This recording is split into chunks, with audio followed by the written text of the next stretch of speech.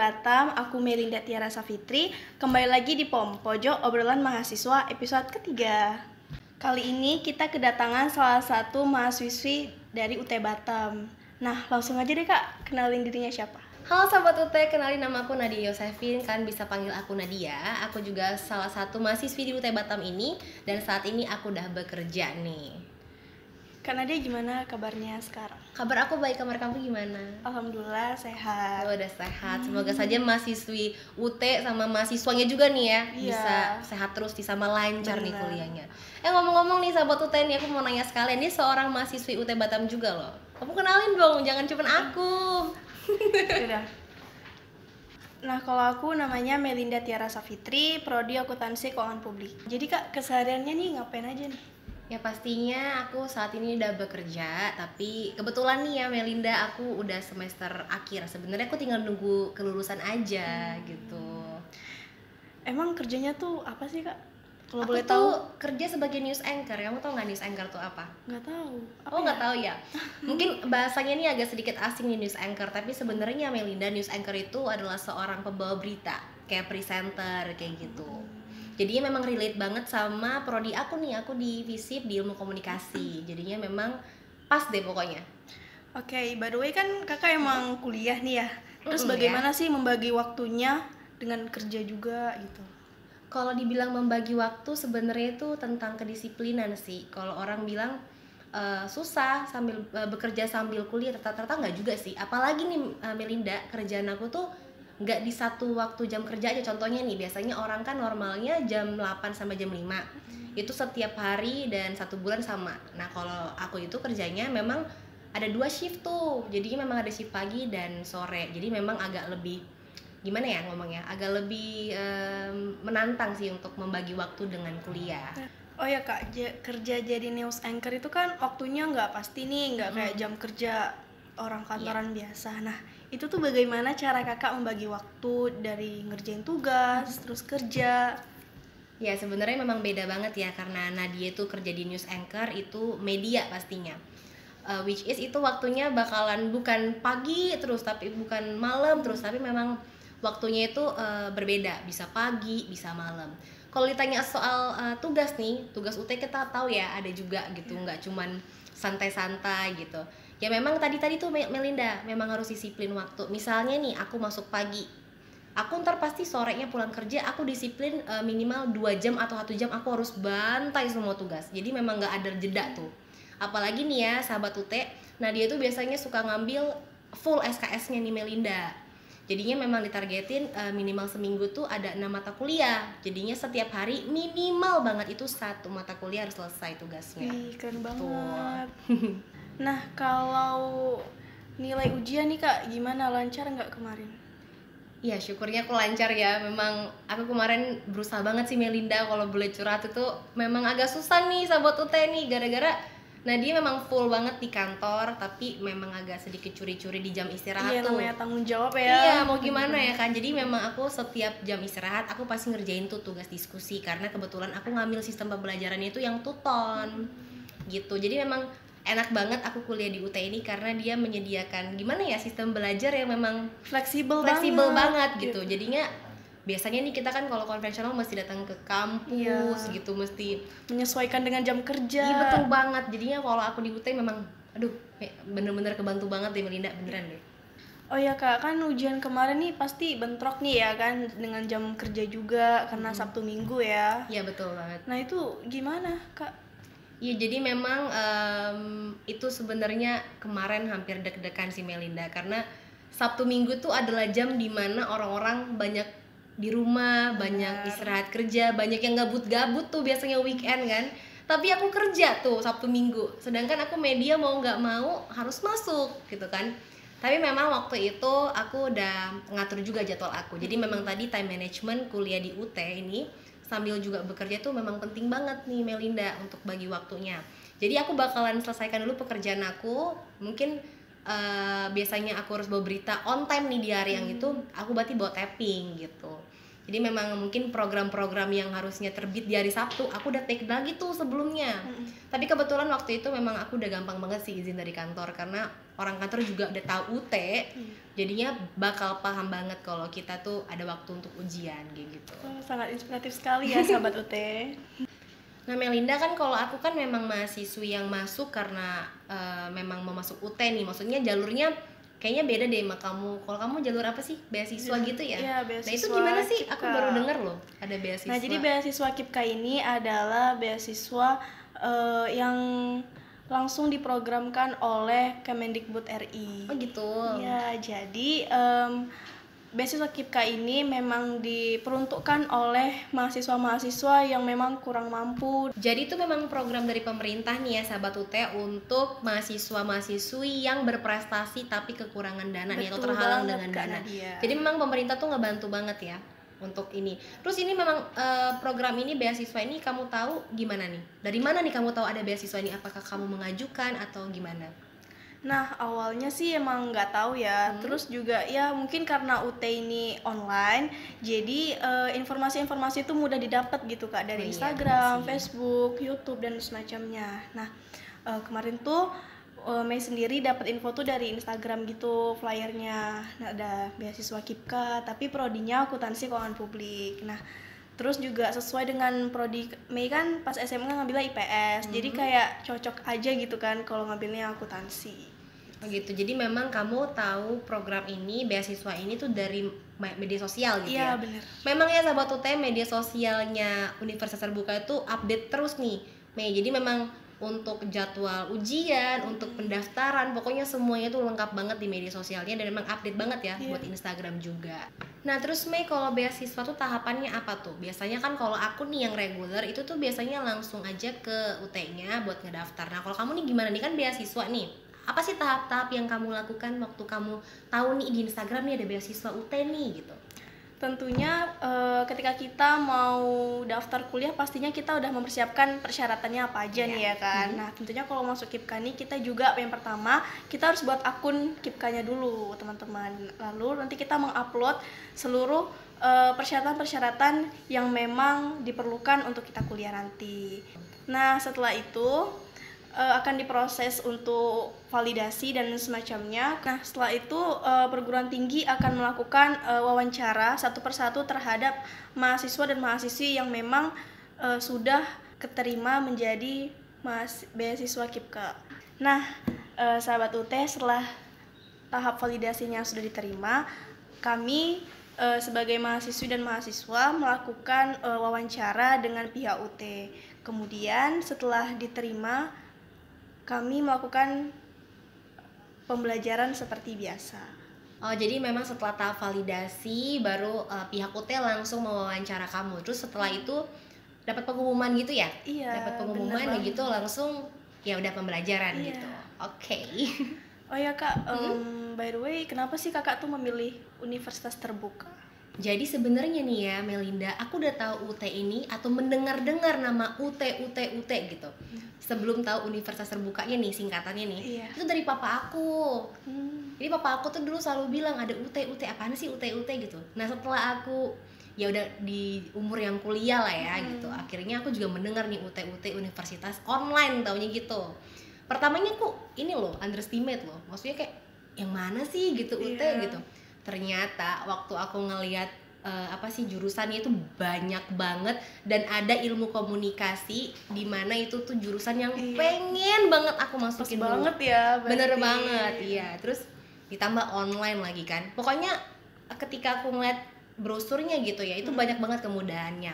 Kalau kamu nih kan beasiswa nih, terus katanya juga beasiswa itu diperuntukkan selain yang berprestasi juga pastinya mahasiswa yang berprestasi dengan keterbatasan ekonomi. Iya betul, terhalang biaya gitu ya. Bener. Nah sedangkan aku nih yang reguler aja nih, aku merasa ya ampun, ini kita bisa mendapatkan pendidikan sarjana gitu dengan biaya yang menurut aku nih ya itu jauh banget sih dibandingkan dengan kampus-kampus lainnya nih. UT ini termasuk terjangkau banget sih Kak. Terjangkau banget. SKS-nya. Dan pastinya selain jurusan yang banyak nih, Melinda, pastinya itu tadi biaya murah. Baru pun ada buku nih, bukunya langsung dikirimkan ke rumah. bener. Pokoknya semuanya tuh kayak udah teknologi banget. Padahal ini universitas sudah dari zaman papi aku, coba kamu Pokoknya bayangin. benar-benar dipermudah deh. Iya.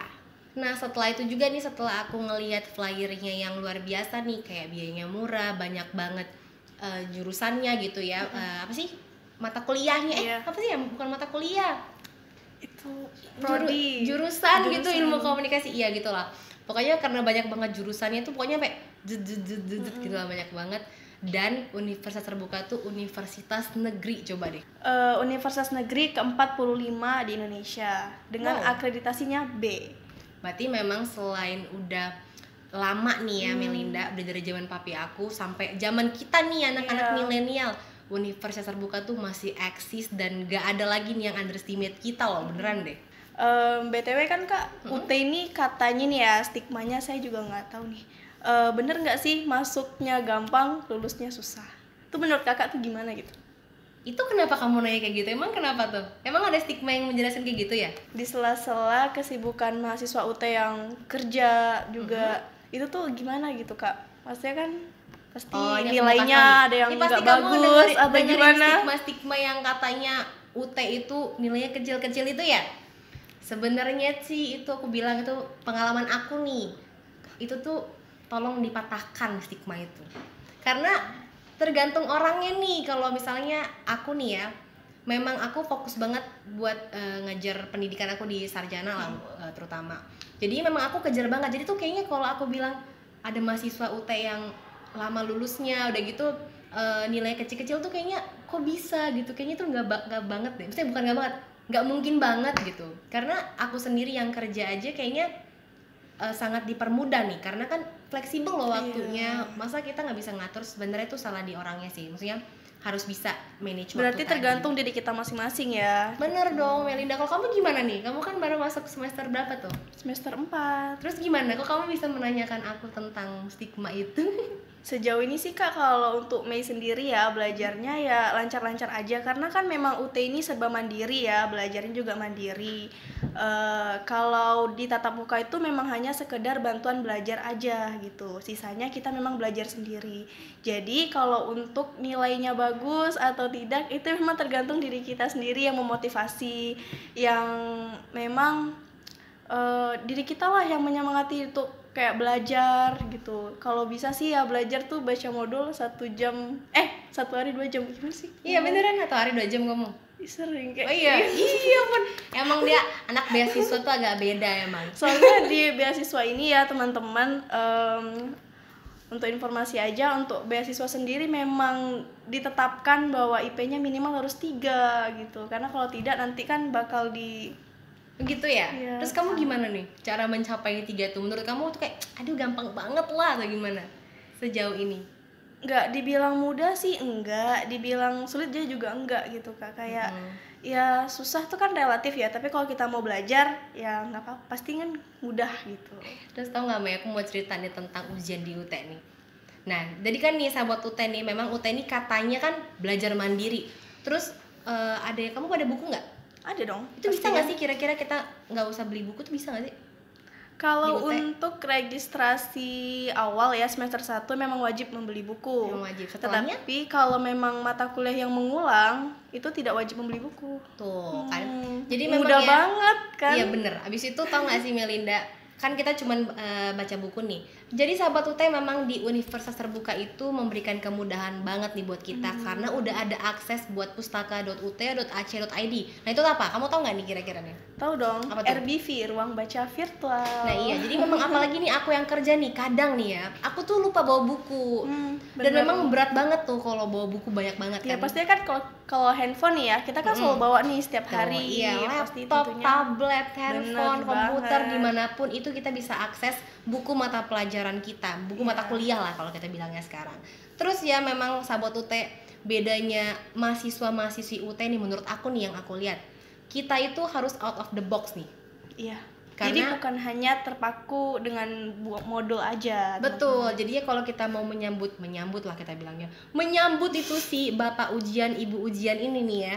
Nah, kita tuh memang harus mempersiapkan diri bukan hanya terpatok sama buku aja. Harus jadi, banyakin literasi juga. Betul. Karena dia bahasanya nih kalau aku baca soal-soal UT tuh dia tuh bukan soal yang hafalan kayak anak SMA lagi. Jadi memang bahasanya tuh udah diputer-puter.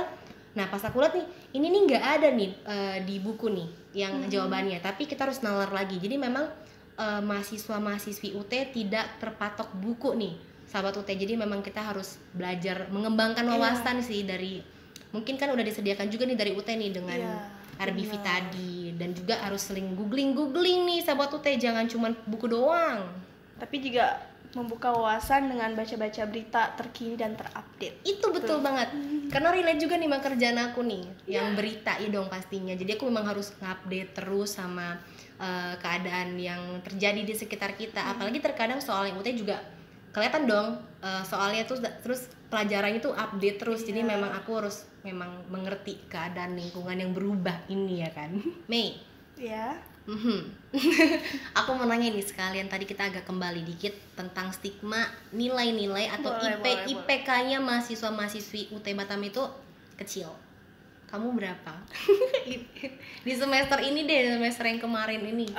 Kalau kemarin ya, alhamdulillah banget Mei dapat 3,75. Wow. Kalau kakak berapa? Soalnya kan kakak udah semester akhir nih ya, semester 8. Pasti IPK-nya bagus dong, ya nggak sih? Yang lumayan ya sahabat UT, memang 3,5an. Aku agak lupa sih 3,53 apa 3,57, pokoknya 3,5 di keseluruhannya. Jadi memang kamu harus bisa deh, aku yakin kamu bisa per semester 4. Amin. Karena aku udah beberapa kali per semester tuh 4. Memang cuman anjloknya itu di semester awal, mungkin karena masih beradaptasi. Kemarin juga alhamdulillah sih semester 1 semester 2-nya tuh 4. Tuh kan bener tuh, stigma yang mana sih yang kalian mengatakan bahwa mahasiswa-mahasiswi UT itu nilainya kecil-kecil tuh? Cuman kayaknya mungkin kemarin karena pertama kali tatap muka ya, jadi kayak agak belum menyesuaikan gitu belajarnya, jadi agak turun sedikit. Tapi kan bisa kan? Bisa. Tapi bisa kamu kejar kan? Bisa, jadi yang mana sih? Coba deh kalau kalian tahu, kalian siapa tahu bisa komentar atau gimana ya tentang stigma ini. Boleh. Tapi kita nanti share-share aja ya. Komen di bawah. Oke Kak, mau nanya dong, gimana sih tipsnya nih sebagai news anchor dalam berkuliah juga? Kita agak muter lagi ya, balik. Oh memang ya, jadi news anchor sambil kuliah. Terus gimana tips untuk menjadi news anchor yang baik gitu ya? Jadi news anchor tuh sebenarnya karena kita di depan kamera nih ya, memang pertamanya nih Mei itu tuh nggak gampang. Karena kita pikir gampang nih cerita depan kamera, itu nggak gampang loh. Jadi memang beradaptasi banget di awal. Nah tips yang pertama itu memang mental sih, sama niat banget untuk belajar. Jadinya mental kan pasti kita diliatin lagi kan sama banyak orang gitu. Terus apalagi kalau misalnya news anchor pakai prompter, kamu tau prompter nggak? Tahu. Ya tuh prompter tuh biasanya kalau kita grogi aja itu udah belibet itu bahasanya. Ya jadi kalau misalnya aku nih ya, pertama nambah wawasan dulu. Jadi kalau kita mau bawa berita itu make sure kamu mengerti berita itu. Jadi kalau misalnya kamu kelewat prompter atau mungkin kamu tiba-tiba hampir terbata, itu kan karena kamu nggak tahu nih apa yang mau kamu omongin. Jadi pertama memang kamu harus mengerti betul sama berita itu, atau minimal satu topik itu deh, nggak usah keseluruhan berita banget gitu. Jadi memang mental, terus memang belajar terus, nggak berhenti lah pokoknya, sama explore wawasan sih tadi gitu. Kak, makasih banget loh infonya. Nah kalau kamu gimana Melinda? Kamu udah registrasi belum buat semester? Tentu aja dong, udah ya, oke bagus. Iya dong, karena kan diperpanjang nih Kak kemarin gitu. Jadi 6 Maret 2023, yang awalnya dari 4 Maret sekarang diperpanjang menjadi 6 Maret 2023. Kamu ingetin dong tuh teman-teman kamu tuh jangan sampai pada lupa loh registrasi. Nah, sahabat UT, kamu mendingan selalu pantengin deh itu Instagramnya UT kan, pastinya informasinya supaya nggak ketinggalan nih, karena kalau udah udah kelewat tuh ya registrasinya, nanti takutnya sulit lah ya. Oh ya sahabat UT, jangan lupa setelah melakukan registrasi mahkota kuliah, maka step selanjutnya adalah melakukan pembayaran. Nah, batas akhirnya nih sampai 9 Maret 2023. Jangan sampai ketinggalan ya. Oh ya Kak, hampir aja lupa. Betul. mau nanya Instagram apa ya? Oh, Instagram aku kan bisa follow Nadia Nadine. Nadine itu NADIA Nadia Nadine. Jadi buat teman-teman mungkin bisa follow Instagram aku. Tuh, siapa tahu mau nanya-nanya ya kan kiat-kiat belajarnya atau mungkin mau share pengalaman gitu. Karena beberapa teman-teman yang di UT itu walaupun kadang nih kita nggak ketemu sama mereka, kita ada follow Instagram juga, ada juga bikin grup di WhatsApp. Jadinya memang teman-teman UT sekalian kayaknya yang mempersatukan anak-anak UT itu juga karena Sosmed ya? sosmed. Dan juga tau gak, aku tuh selama di sini tuh ngerasa anak UT tuh fighter banget loh semuanya. Jadi memang karena ada yang kerja, ada yang kuliah, jadi karena punya visi misi yang sama nih, jadinya saling nguatin gitu loh. Kayak, kamu udah kerjain tugas kamu belum sih? Atau kamu gimana semester ini? Gitu. Saling nanya juga ya. Jadi kita bisa kenalan nanti di Instagram. Kamu Instagramnya apa? Aku Melinda Tiara double A belakangnya. Tuh, Melinda Tiara. Oh ya, sahabat UT Batam, udah nggak terasa nih sudah di ujung obrolan. Oh ya Kak Nadia, Mei punya pantun loh. Coba. Untuk sahabat UT Batam. Anak kecil duduk di papan, Cakep. memakai dasi dan juga celana. Cakep. Puluhan menit duduk di depan. Cakep. Semoga pom kami memberi makna. Wih, amin. Semoga aja tenang ya para sahabat UT yang di rumah yang lagi nonton. Pastinya.